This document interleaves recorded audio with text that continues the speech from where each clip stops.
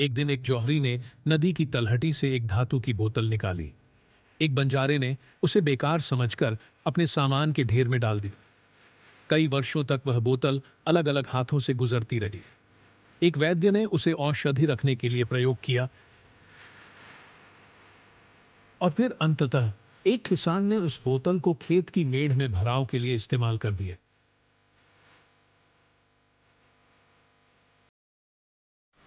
100 वर्षों तक वह कलश मिट्टी ही दबा रहा। फिर एक दिन एक दासी नीलिमा, जो किले की दीवार पर चुपचाप चढ़ती सिर्फ राजकुमार युवराज को देखने के लिए, जिससे वह मन ही मन प्रेम करती थी, उसी दीवार की एक करार में पैर फिसला और पुराना कलश बाहर निकल आया।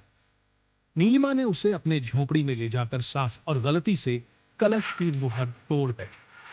अंदर से निकला एक प्राचीन जिन, और हाँ, उसका चेहरा भयावह था। नीलिमा डर के मारे बेसुध हो गई।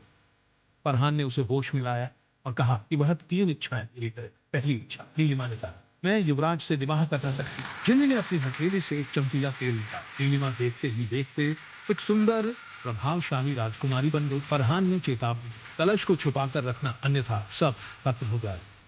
लेकिन महल में षड्यंत्र हुआ। युवराज को धोखे से गद्दारी के आरोप में मार दिया गया। नीलिमा को भगाते वक्त पकड़ लिया गया।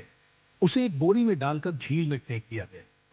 फरहान उसे बचाने पहुंचा, लेकिन तब तक बहुत देर हो चुकी थी।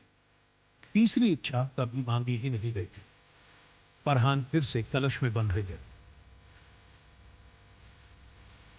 सालों बाद एक बार वेलिन, एक खंडहर में एक रहस्यमयी शक्ति के गिरावे तक और एक खास पत्थर पर उसे उखाड़ने की कोशिश में उसका छोटा भाई यान भी साथ आया।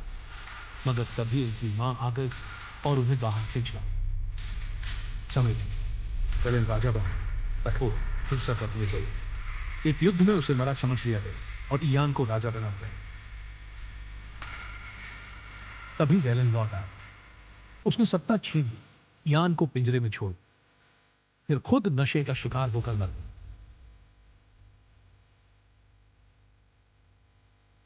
ईयान फिर राजा बना और उसकी संगिनी एल्मा राज्य की असली रानी।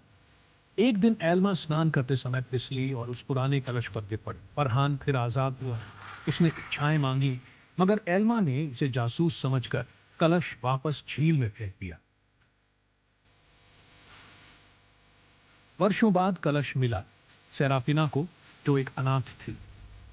जैसे ही सेराफिना ने कलश खोला, फरहान फिर बाहर आया। मगर सेराफिना ने कोई शिक्षा नहीं मांगी, बल्कि उसने अपने आविष्कार दिखाए। वह एक प्रतिभाशाली आविष्कारक, लेकिन समाज ने उसे रसोई तक सीमित रखा था।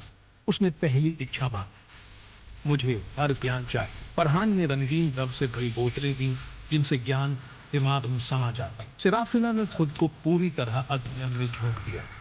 अब वह वैज्ञानिक बन गई।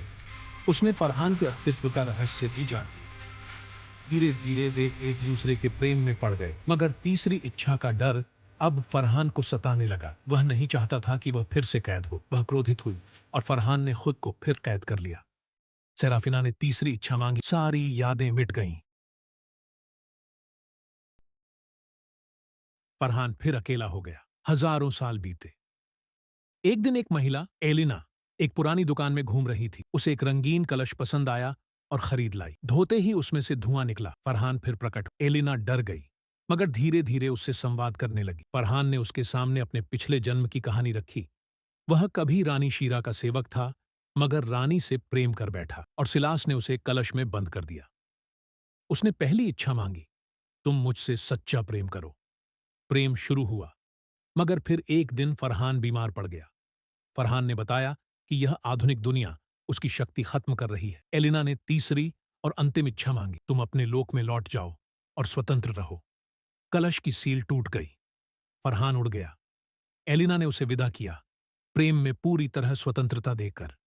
अब वह खुले मैदानों में चलती है, जहां हवा में प्रेम की खुशबू होती है, और कभी कभी वह महसूस करती है, फरहान लौट आया है। हर कुछ समय बाद जब वह शक्ति बटोर लेता है, बस कुछ पल एलिना के साथ बिताने के लिए, अब वे हर लम्हा ऐसे जीते हैं जैसे यही उनका अंतिम साथ हो।